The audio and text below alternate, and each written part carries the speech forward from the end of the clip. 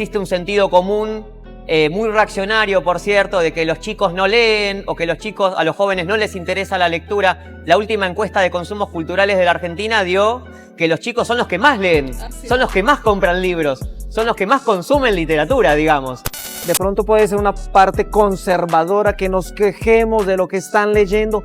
Nosotros venimos del cómic. Alguna generación viene de Playboy y otras generaciones tuvimos nuestras propias lecturas. Quizás el problema esté qué tipo de contenido y quiénes son los que lo producen. Porque en todo caso, el problema está en la concentración. Por eso es tan importante las editoriales independientes, porque construyen una bibliodiversidad mucho más fuerte, enriquece nuestra posibilidad de liberación. No me preocupa tanto que las redes sociales estén tomando a estos chicos, porque de una u otra forma están leyendo otra realidad. Es una realidad que de pronto nosotros no nacimos con ella. No nacimos, ellos sí nacieron, son más expertos que nosotros en su realidad. Así. Yo creo que no está cambiando el lector, sino los modos de lectura.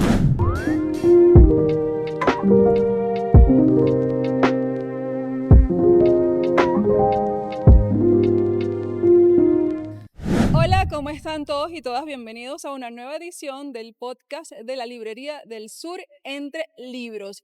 En este momento nosotros seguimos grabando cada uno de estos episodios desde la Galería de Arte Nacional porque durante el 2024, este año, este espacio maravilloso lleno de arte, lleno de pintura, lleno de esculturas, en este momento está siendo la sede de la Feria Internacional del Libro de Venezuela 2024 y precisamente del ámbito, de la característica internacional de esta feria vamos a conversar en este episodio. Como siempre me acompaña Francesca. ¿Cómo estás, Francesca? Hola, muy bien, muy emocionada por los invitados que vamos a tener hoy, por supuesto internacionales como lo mencionaste, vamos a intercambiar culturas.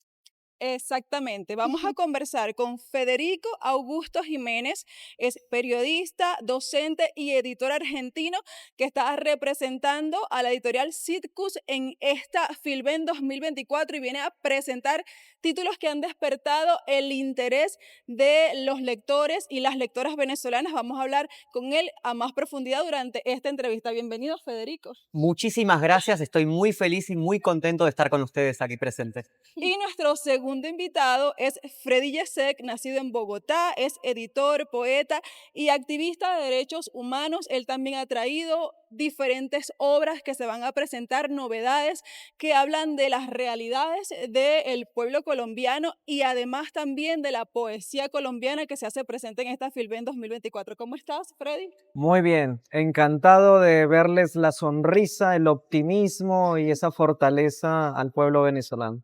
Así es, muchas gracias. Nosotros encantados y encantadas de recibirlos, de conocer cuál es el quehacer editorial que se está desarrollando en cada una de sus naciones y que vienen a intercambiar, a compartir, a nutrir lo que está sucediendo en este momento en la Filben en 2024. Vamos a comenzar también a conversar sobre estas novedades que ustedes están presentando. Les estuvimos echando una ojeada, estuvimos conversando con ustedes, viendo la reacción del público lector venezolano y es importante el detalle de que las obras que ustedes vienen a presentar hablan de la realidad de sus pueblos, de lo que pasa en el pueblo profundo de cada una de sus naciones y cómo la literatura en estos casos se pone al servicio de compartir, de difundir esas realidades que para muchos es desconocido, Freddy. Sí, la editorial Abisinia es un proyecto de hace 5 años, tenemos más de 70 títulos publicados y una de las vertientes principales que consideramos esenciales para el diálogo latinoamericano es el tema de la memoria y la violencia. En esta oportunidad traemos a la Filben Morir es un país que amabas, un libro donde invitamos a 413 poetas y escritores colombianos para que le escribieran un poema a 413 líderes y lideresas sociales asesinados en Colombia. Desde que se firmó el Tratado de Paz entre el gobierno colombiano y las FARC-EP, en los diálogos de paz en La Habana, Cuba, en 2016, han asesinado a más de 400 líderes sociales, de los cuales allí hay muchos que han sido desmovilizados firmantes de paz. Nosotros como editores nos preguntamos con el poeta Eduardo Bechara Navratilova de Escarabajo Editorial, que es la otra editorial que colabora allí, y la editora Stephanie Rojas Wagner, nos preguntamos qué hacer desde nuestra función, nuestro trabajo de editores. ¿Podemos colaborar? Sabemos de literatura, nos alimenta la poesía, creemos en el asombro, y la poesía sin lugar a dudas es una conciencia de época. Como decía Charles Baudelaire, el poeta moderno trata de asir la poesía a su época que fuga velozmente. En nuestra época, el discurso de la violencia sigue imperando. Hay hilos de poderes desconocidos, truculentos, oscuros, ruines, que siguen insistiendo en la ruina del ser humano, en la ruina de sus compatriotas. El proceso de paz en Colombia ha sido un logro maravilloso, pero en la paz corre mucha sangre, como dijo un historiador y sociólogo colombiano llamado Carlos Vidales. Nosotros queremos a través de nuestra propuesta editorial decir, está presente la belleza, y esta belleza lamentablemente tiene que hablar del horror también. Y hablando precisamente de esas realidades que se tratan de compartir, también un título que ha captado la atención en esta Filben 2024 es precisamente la presentada por Citcus, que es este título que tiene un nombre muy controversial, de Hitler a Milei, que busca de alguna forma enviar unas señales de alerta a toda la región sobre lo que puede implicar la elección de algunos liderazgos, la compra de algunas promesas, algunas situaciones que pueden repercutir de forma contundente en la vida del pueblo llano. Sí, Federico. absolutamente. Bueno, aquí en la Filben tuvimos la oportunidad de presentarlo ya este libro, con muy buena repercusión, y en ese sentido nos pone muy contentos, a pesar de que es un tema difícil. Duro. Y que tiene que ver con algo que va más allá de la Argentina y algo que va más allá de la región también. Y que tiene que ver con estos nuevos liderazgos que en nombre de la libertad atentan contra el Estado, atentan contra las políticas públicas, atentan contra la democracia, contra la ciudadanía, contra la república, contra la justicia. Y de esa manera se implantan, y como sucede ahora en la Argentina, vivimos un tiempo, un gobierno de injusticia, un tiempo en el cual los chicos se desmayan en las escuelas porque van sin comer, o personas que no pueden acceder a sus medicamentos y terminan por fallecer, o gente en situación de calle que muere. En los últimos 15 días ya van casi 10 personas que van muriendo en las calles de la ciudad más rica de la Argentina, la ciudad de Buenos Aires, producto de la ola de frío, pero fundamentalmente producto del abandono, producto de un Estado que no otorga los derechos esenciales como es una vivienda, como es el derecho a la salud. Así que este libro de Hitler a Milei, lejos de ser una exageración, muestra los contextos políticos, históricos, sociales, por los cuales emergen este tipo de figuras, de liderazgos que son bastante peligrosos y que, como te decía, no es algo de un fenómeno local. Hoy en día, una elección nacional en Venezuela, en la Argentina o en cualquier parte del mundo tiene repercusiones en todo el mundo, y eso hay que ser conscientes. Por eso nuestros textos siempre señalan, intentan generar una propuesta que sea libros para sentir, pensar y actuar situados. Y precisamente de eso quería conversar con usted, señor Federico, porque bueno, nosotros tuvimos la oportunidad de hacer un pequeño paseo por su stand, el stand de Citcus, y en un momento mencionó algo muy importante y que nos hizo bastante ruido, que es presentar nuevos pensamientos. Sí. Crearlos. ¿Cuál es el primer paso para que podamos crear esos nuevos pensamientos? Bueno, es una gran pregunta, es un gran debate. Por supuesto que son preguntas abiertas y a veces necesitamos más preguntas que respuestas. Eso creo que ya es una entrada. Pero sin duda la mejor manera es empezar a reconocernos con nuestros propios ojos y dejar de vernos como dicen que somos, que es la gran tradición. Y sobre todo en la literatura, sobre todo en la academia, son espacios en los que uno cree que están abiertos a nuevo pensamiento y a veces repiten de una manera sistemática y mecánica modelos, conceptos, categorías que vienen importadas, que son foráneas y que están muy bien, pero a veces no sirven para explicar y para entender nuestra realidad. Así que en ese sentido, nosotros nos proponemos pensar categorías nuevas, pensar categorías propias y pensarnos desde nuestros propios ojos, desde nuestra propia historia. Y para eso hace falta reconocer nuestra historia, nuestra cultura y nuestra memoria. Cuando uno ve el panorama general editorial mundial, ve que siempre se replican una y otra vez novelas, estas sagas que se transforman en películas, que se transforman en series y que han captado la atención sobre todo de los lectores y las lectoras jóvenes.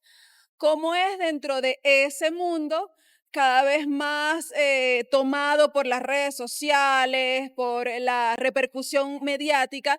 ¿Cómo es que editoriales como la que ustedes representan sigan apostando por estos temas tan sensibles de lo que sucede en realidad, de lo que emerge desde el pueblo y de lo que pasa en las comunidades, Freddy? Bueno, cada línea editorial tiene su público, también el alma de cada editorial son los gustos y las pasiones de sus editores, ¿no? Es lo que nos impulsa. ¿Cuál es la diferencia entre una editorial independiente como la nuestra y las grandes editoriales comerciales? Que nosotros publicamos lo que nos apasiona, lo que nos alimenta. Los otros publican lo que venden. Muchos de los grandes autores, de esos gérmenes allí pequeñitos de creación, vienen de estas editoriales independientes. A mí personalmente no me preocupa tanto que las redes sociales estén tomando a estos chicos, porque de una u otra forma están leyendo otra realidad. Es una realidad que de pronto nosotros no nacimos con ella. No nacimos, ellos sí nacieron, son más expertos que nosotros en su realidad. Y yo creo que cada generación va adoptando, asimilando sus propias problemáticas. Yo creo que no está cambiando el lector, sino los modos de lectura. Nosotros esperamos, guardamos esperanza que el chico que lee 2, 3 poemas de un autor de Abyssinia Editorial, el día de mañana se interese y quiera profundizar y va a tener que caer aquí, va a tener que nadar en un libro completamente. Los jóvenes tienen toda la libertad. De pronto puede ser una parte conservadora que nos quejemos de lo que están leyendo. Nosotros venimos del cómic. Alguna generación viene de Playboy, otra generación tuvimos nuestras propias lecturas. Así es. Y hoy en día estamos acá. Entonces, yo no pelearía mucho con los jóvenes. Ellos mismos creo que a futuro nos van a dar también respuestas que nosotros en este momento planteamos, pero no tenemos. En base a esto que usted expresa, ¿cuáles son los retos que hay que asumir? Porque los debe haber de presentar este tipo de literatura y estos temas que normalmente se suelen pasar por alto en estas nuevas generaciones. Bueno, se pasan por alto quizás porque no tenemos amistades, no tenemos medios culturales, visuales, que estén comprometidos con la promoción de lo que verdaderamente, digamos, entre comillas, vale la pena.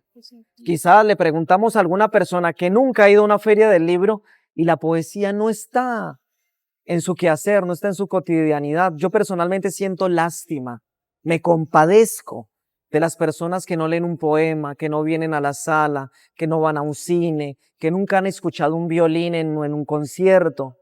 Pobres, porque es que el arte es un alimento del alma y de una u otra forma es un capital humano, histórico, cultural de cada una de nuestras comunidades.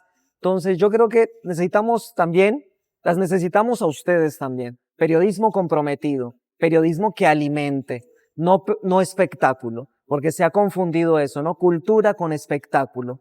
El día de ayer, un chico forastero, un gran muralista venezolano, arrojaba una idea que me parecía también fuerte, dura. Hemos confundido el espectáculo con la cultura.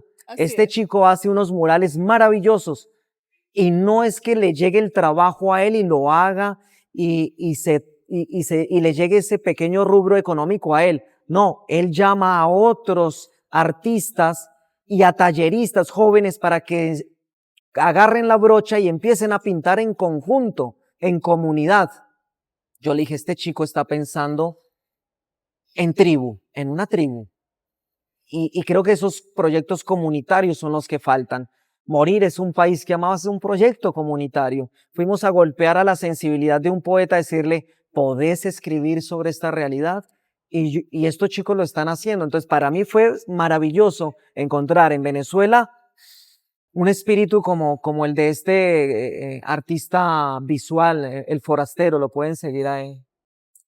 En Citcus, ¿por qué seguir apostando a este tipo de contenidos?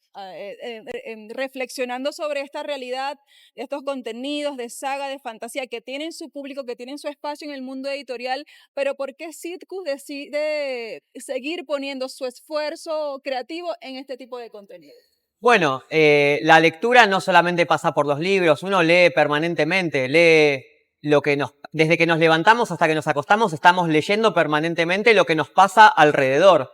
Entonces, la lectura de los libros ayudan a construir herramientas para poder tener mejor capacidad de lectura de lo que nos pasa alrededor. Si no, lo que sucede es que avasallan nuestros derechos, por ejemplo. En ese sentido, bueno, muy en sintonía con lo que comenta el colega, digamos. En ese sentido, nosotros apostamos a estos textos porque, como decimos, cultivamos una cultura del encuentro. La palabra nos ayuda a construir comunidad, nos ayuda a construir conciencia, una cultura de hermandades. Lo que necesitamos son más puentes y menos muros. Y esos puentes los tejen las palabras. Las palabras nos ayudan a pensar, a entender, a construir la realidad y sobre todo a conectarnos, a encontrarnos.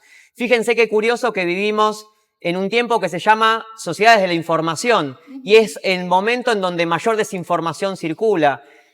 Consideramos que es el tiempo de mayor comunicación y es el tiempo de mayor incomunicación al mismo tiempo. Entonces, esta aporía, esta contradicción, justamente tiene que ver con que la tecnología no es neutral. A veces se considera que la tecnología por sí mismo va a ayudar y va a colaborar y va a ser una panacea, y eso no es así porque está determinado por el horizonte político, por el proyecto filosófico que sostiene esa tecnología. Por eso es tan importante esta tecnología del libro, que promueve una cultura de la hermandad, de la conciencia y de construir desde la palabra, bueno, un encuentro, una integración. Hablando de comunicación, ¿cómo es el recibimiento que tienen estos tipos de temas de parte de la ciudadanía? Bueno, lo cierto es que la bibliodiversidad es lo más sano que hay.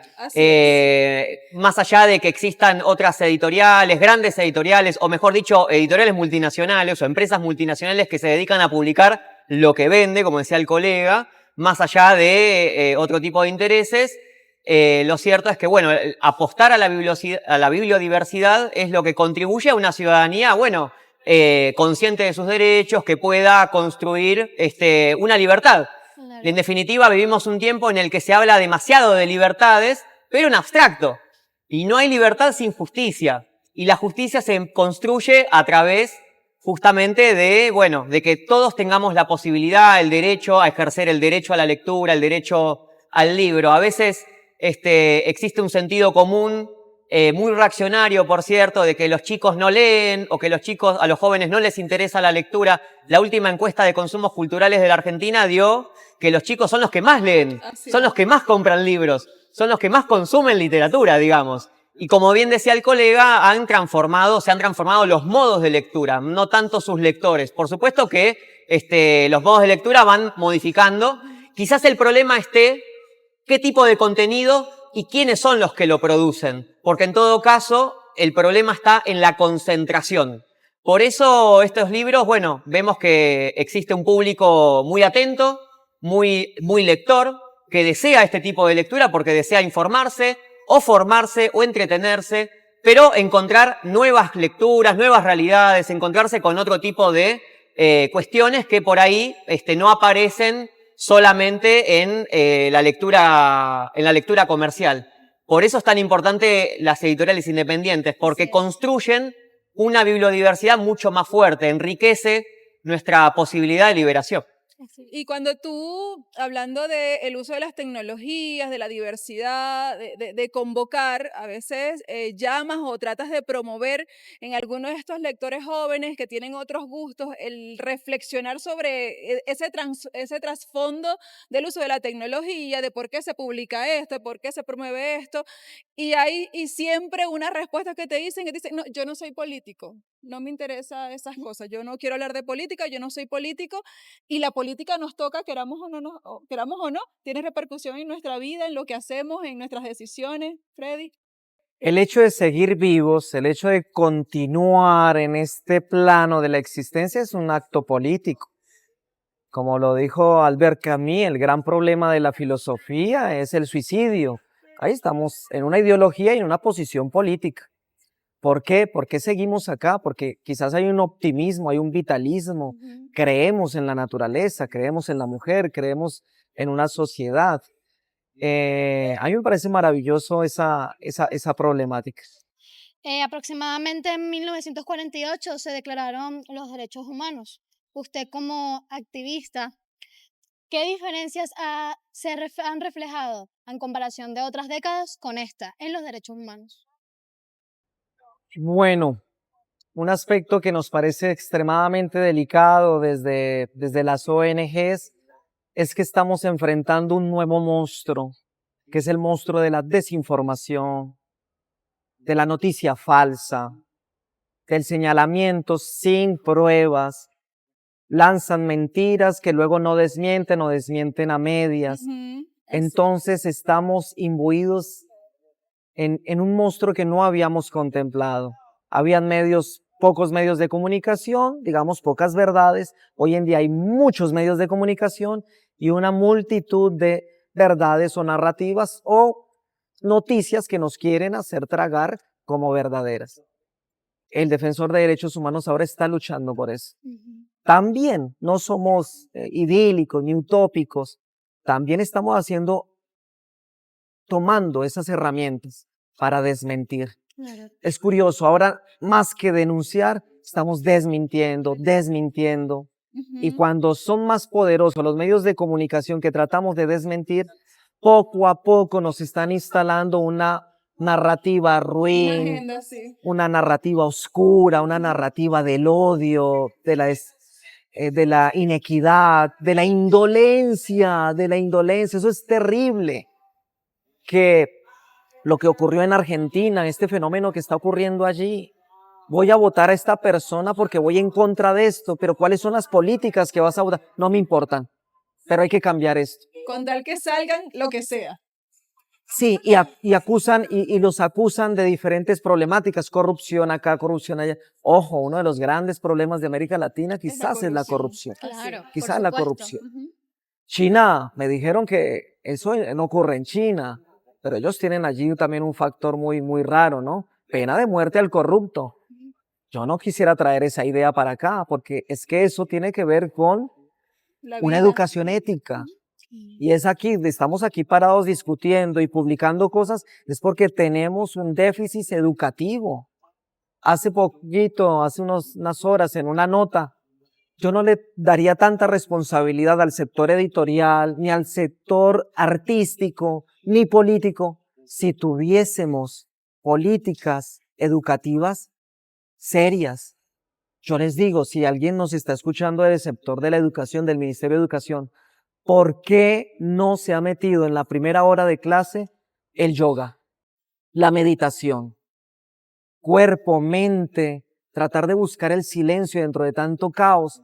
Esas criaturas, yo como docente, ya lo sé, el chico hiperactivo, el chico ensimismado, el que no tiene rendimiento, empezaría otro ciclo de educación en América Latina. Los chicos en Japón, en China lo hacen. Sí, tienen ejercicios arrancando su escolar. horario y a la mitad y al cierre. ¿Por qué no apostamos por una mejor educación? El presidente, la persona que se lance a la presidencia, a mí me dice que va a poner el yoga en las escuelas. Yo salgo a la calle a militar como hacía Sartre y a repartir volants. Así es. Finalizando esta entrevista, Además de este título de Hitler a Milei, ¿qué más presenta Citcus en esta FILBEN 2024? Bueno, este año tuvimos la oportunidad de traer los libros, aquí tenemos uno en la mesa justamente, Ética, Poder y Tecnologías. Nosotros en el último tiempo lanzamos un premio internacional llamado Pensar Nuestra América con categorías propias. Fue una iniciativa que lanzamos por los 30 años de la Fundación Cicus. Vale decir también que nuestro sello editorial, Ediciones Cicus, es el sello editor de una fundación. Fundación Centro de Integración, Comunicación, Cultura y Sociedad. Es una entidad civil sin fin de lucro y que tiene como principal objetivo, interés, promover la lectura, el desarrollo cultural, educativo. Y bueno, desde ese lugar, en el último tiempo, como bueno, se vienen desarrollando una línea temática muy importante que es el pensamiento latinoamericano, decidimos lanzar este premio, del cual recibimos aproximadamente 70 trabajos de todo el mundo, fundamentalmente de América Latina, y que, bueno, premiamos a los 3 mejores trabajos, todos muy buenos, realmente, todos muy valiosos, un gran esfuerzo, pero en este caso pudimos traer estos 3 premios. El primero de ellos es de una argentina que, bueno, trabaja el pensamiento latinoamericano desde la comunicación, desde las tecnologías, desde la inteligencia artificial, que son los grandes temas del día, ¿no? Hablamos de un tema que es irreversible, ¿no? La inteligencia artificial, la Internet, es algo que es indetenible hoy en día, pero es importante construir un pensamiento crítico, un pensamiento situado de cómo abordar estos temas, porque encima, en nuestros países latinoamericanos, históricamente, importamos tecnología, no producimos tecnología propia, entonces eso es un problema para nuestra soberanía. Entonces, en este caso, este libro trabaja el poder, trabaja las tecnologías, pero desde una reflexión ético-política, ¿no? Como decía el colega Freddy, la ética es fundamental para construir un horizonte político, una proyección política. Los otros 2 trabajos premiados, bueno, de un colega puertorriqueño, Juan José Vélez Peña, que hace un trabajo maravilloso en relación a pensar la genealogía del pensamiento latinoamericano, y un tercer trabajo de un autor paraguayo, Agustín Barúa, que nos trae un libro maravilloso sobre salud mental comunitaria,